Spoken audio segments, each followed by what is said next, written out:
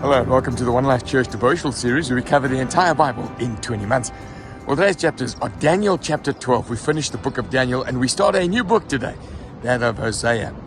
Now, I'm down here on the west coast, and if you can see way in the distance there is the great Cape Town Rugby Stadium, which had the World Cup Sevens there yesterday, where the nations of the world were battling it out on the rugby field. A great backdrop to talk about these four kingdoms that Daniel keeps repeating are going to come and rule the world. The Babylonian Empire, the Persian Empire, the Greek Empire, and then the Roman Empire.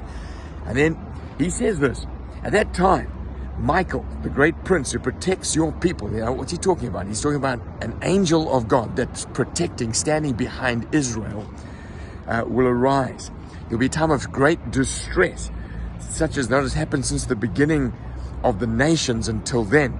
And he's speaking there about that horrible ruler that's going to come up against Israel. Now, there's been great debate as to who that is. So, some have said it's Antiochus, that Syrian leader. And those who believe that it literally was him, look at the number sequence there and try and place him in history. And then there are others who say that it was the Roman rulers. And there's still others who say it's the Antichrist before the coming of Jesus. Now, in one sense, they could all be right. Those interpretations all could be right, because during the Great Tribulation against Antiochus, the Jews definitely did lean on the writings of Daniel. In addition, Jesus definitely spoke about Daniel's prophecy as interpreting the signs of the times that he was living in. And John also lent on these prophecies to talk about the end times. And so what principles then are applicable to all three of these possible interpretations? Well, firstly, that, when kingdoms rise up and they become arrogant and proud, they become beastly, seriously beastly. That's the principle. And then the promise is this, is that God promises to judge them and to destroy them and to protect his people. Anyway, so that's the beginning of that final chapter. Then it says, multitudes who sleep in the dust of the earth will awake, some to everlasting life, others to shame and everlasting contempt. He's definitely speaking here about the general resurrection that'll take place prior to Judgment Day. Jesus almost certainly was referring to these verses in Matthew 25, verse 46, and John chapter 4, verse 28.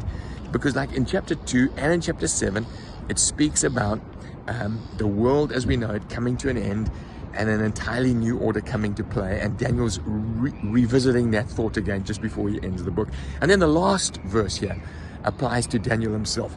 It says, as for you, you will go the way to the end. You will rest, and then at the end of the days, you will rise to receive your allotted inheritance. He's basically saying, Daniel, you are not going to be around at the close of the ages.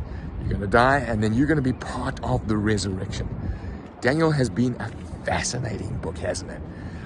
Looking at these kingdoms that played out in world history, and you can go and read about them in history books, and then looking into the future, saying, actually, this cycle is going to repeat itself until the return of Jesus, when he wraps things up and forms his kingdom. Now, the book of Hosea is one of the most astonishing books of the Bible. He lived in the northern kingdom. Sometimes he called it Ephraim, other times he called it Jacob. And 200 years after they had broken off from the southern kingdom of Judah. You'll remember the story from 1 Kings. Now, he's called to speak in Israel's worst time in history, through their terrible king, Jeroboam II. And you remember chaos ensued in his reign, and the great Syrian Empire swooped in and destroyed Israel. And Hosea saw all that coming. Now, this is how the story is set. He is told to marry an adulterous woman. Whether she was sleeping around before he married her or after, we don't really know. He had 3 children with her. And this is a collection of his preaching over 25 years. It's like poetry that he puts together. And this picture of Hosea and his wife is a picture of God and his people. And we will read this intriguing book as from tomorrow.